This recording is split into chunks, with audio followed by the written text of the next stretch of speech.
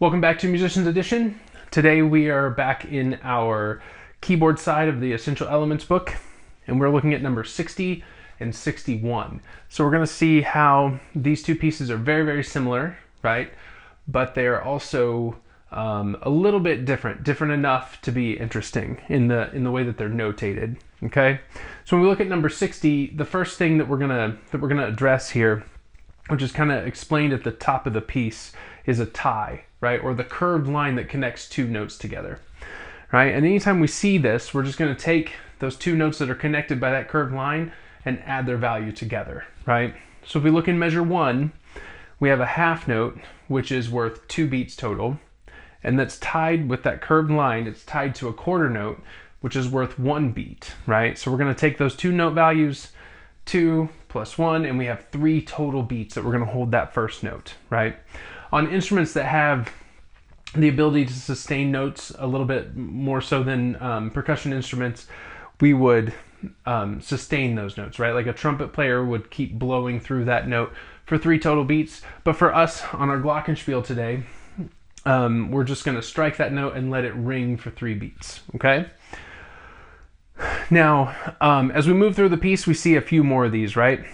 In measure 4, we have 2 quarter notes tied together, right? So we're just going to take the 1 beat from one quarter note, 1 beat from the other quarter note, add those 2 together, and we have 2 beats total there when we have 2 quarter notes tied together, right? You see we have that 2 times in measure 4, right? In measure 5, we have the same thing that we had in measure 1. Half note tied to a quarter note, add that together, we get 3 total beats, okay? And there's a couple more.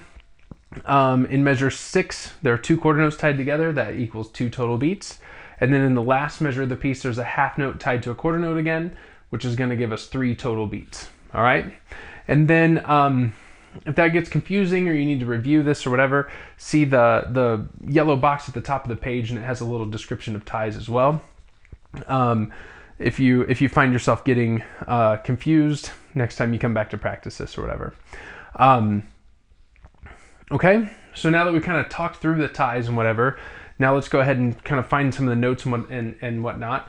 But what we need to make sure we do anytime we look at a new piece on our mallet instruments, we have to look at our key signature and we have to look at our time signature, right? Those two things are super important because it tells us what kind of rhythms we're dealing with in our time signature, and then what notes we're using to play the piece in our key signature, right? So if we look at our key signature, we have 2 flats, and you see those are written on B flat and E flat in treble clef there at the beginning of number 60, right? And then our time signature is 4/4. So anytime we see a B, it's going to be flat.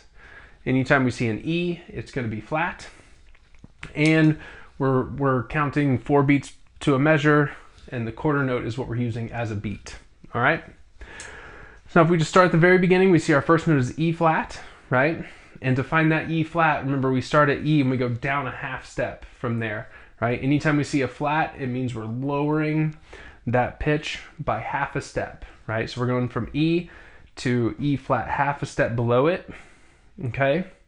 And we're gonna hold that E for 3 beats, and then we play F, and then we have 2 half notes on G, right? And then we have F, E flat, F, G, and then here we have those 2 tied quarter notes together in measure 4, which is E flat on the first one. And then you see on beat 3, we have 2 quarter notes tied together, and those are B's. So they're going to be B flat, half step down from B, B flat, okay? That gives us the first half of the piece, right? So now what we're going to do is just kind of talk through those notes. One way I like to kind of get oriented to this is say the note name and then find the notes just with my finger on the instrument. And the reason I like to do that is kind of get the mallets out of the way, not worry about stickings right now. What we're doing is just finding the notes on the keys as they correspond to what we see written on the page, because it just makes it a little bit less confusing if we can not mess with the mallets, not mess with picking stickings just yet, and only focus on the note names, okay? So let's try it. We'll say it more or less in time, but the main thing we're focusing on is saying the note name and finding the note name with our index finger as we do it, okay? So here we go from the beginning. And ready, go. E flat, F, G, G, F, E flat, F, G, E flat, B flat. Okay? Now go ahead and do that as many times as you need to where it gets really, really comfortable, right? That should feel super easy before you decide to move on to playing it with the mallets, okay? And once you get to that point, then we can go ahead and try it with our mallets. As we move through here, we're gonna have to find some different stickings like we usually do, and we always have our pencil on hand ready to write those in, okay? So here we go from the beginning. I think I'm gonna start with my right hand. It's a little bit of an educated guess at this point, but I think it's gonna work well if I start with my right hand. So here we go. Ready, go.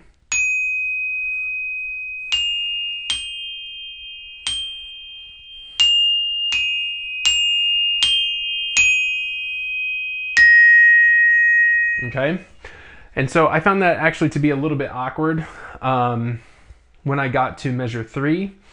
This lesson is brought to you by the Musician's Edition practice book.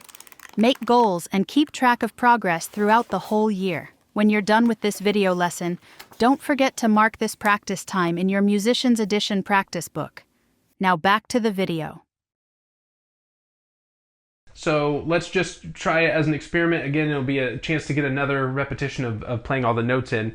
Let's start with the left hand and alternate and see if that feels a little bit better. Okay, so here we go, starting with the left hand this time. And ready, go.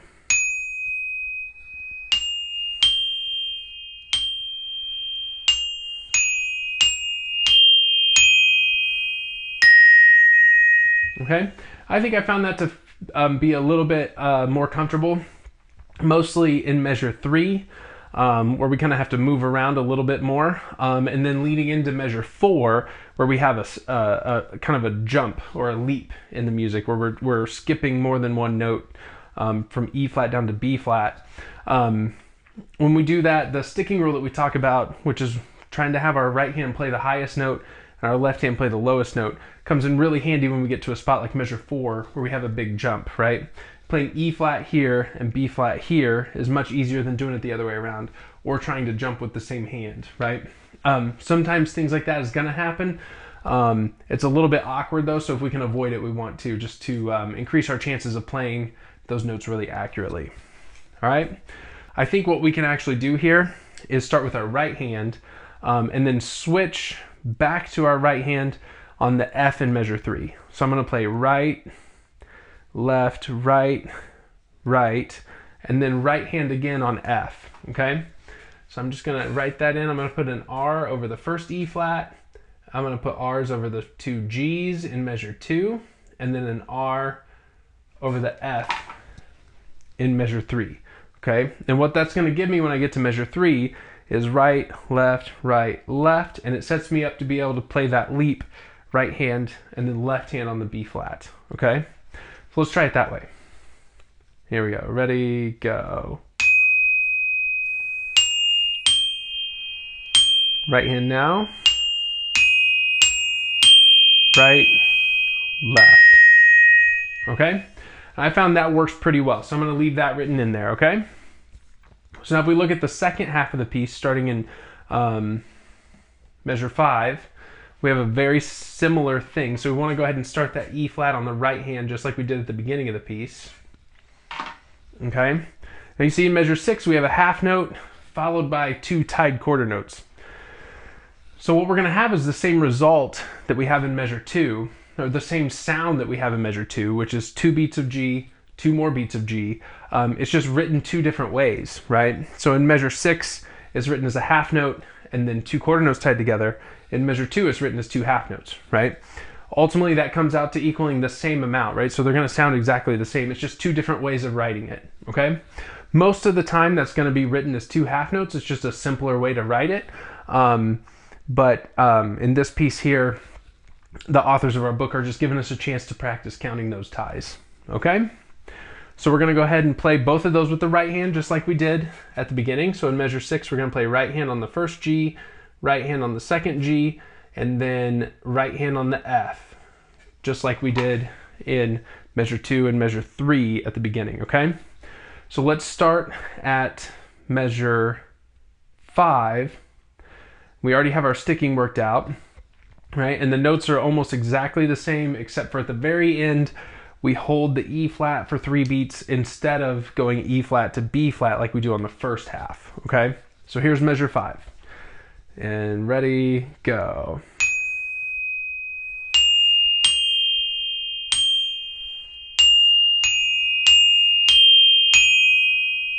All right, and now I don't really like the last 2 measures going back to that right hand. Let's try the last 2 measures starting on the left and see if that works better.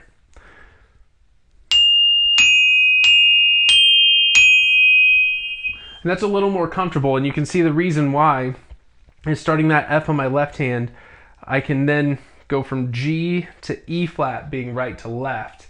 So the biggest skip in that passage, when I have to jump from G down to E flat, I can do it from right hand to left hand as opposed to the other way around where I risk getting my sticks crossed up, okay?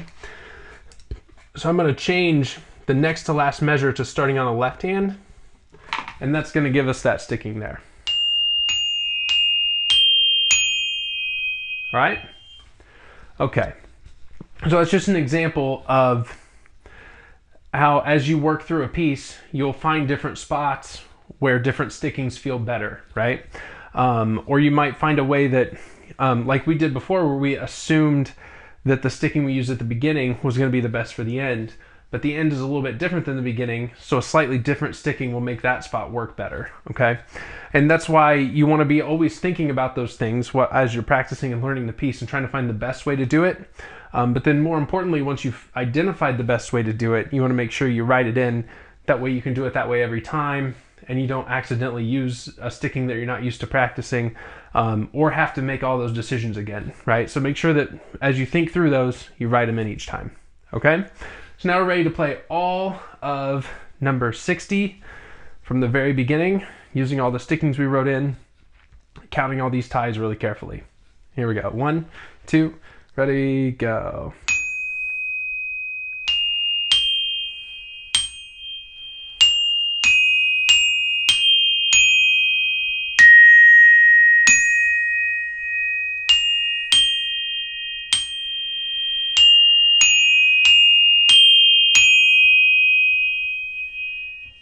Okay, so that's number 60, right?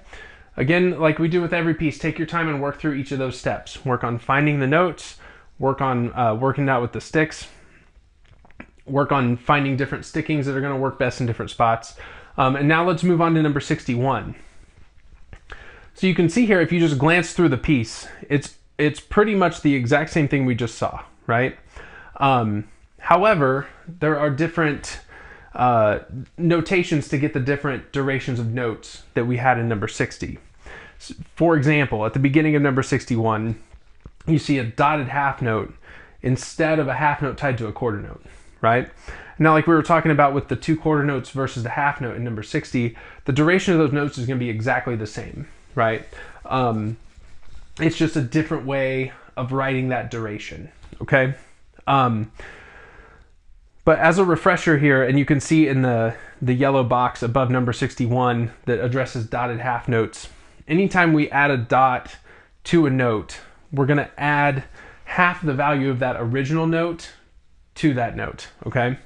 So when we see a dotted half note, we have to think what's the original value of a half note? That's 2 beats, right?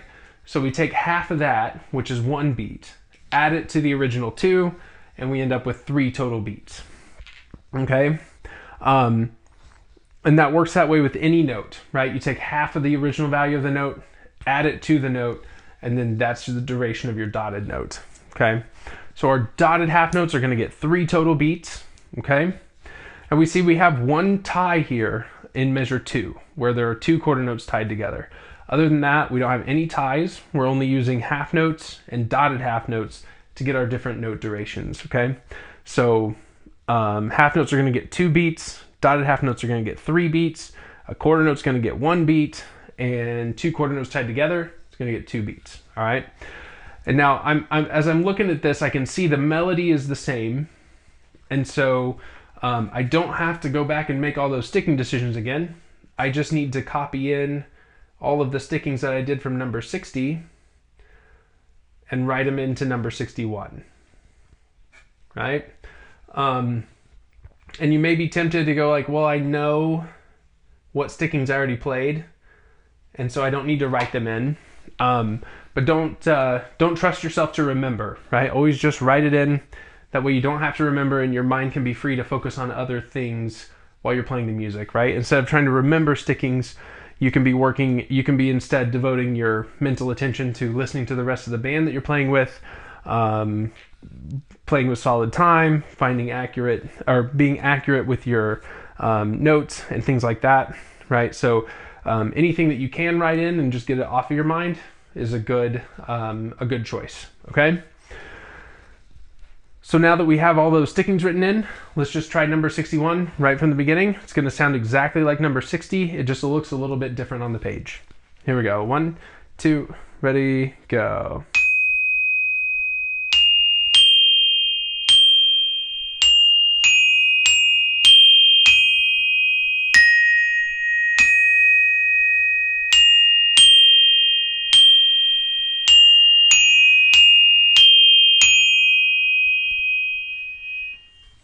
All right, so that's number 60 and 61, using a lot of ties in number 60 and using dots in number 61 to get the different rhythms to accomplish the exact same result. This is a really good example of how composers can use different symbols to write the exact same thing on the page. And it's always a good idea to see different ways of notating things so that down the road you're ready for whatever the composer that you're playing might decide to write. So practice this, break it down the way that we talked about, work through the stickings, work through finding the notes, and as always, make sure that you're taking your time, being really patient, working yourself through all the steps slowly before putting the whole piece together. All right, so happy practicing, and I'll see you next time.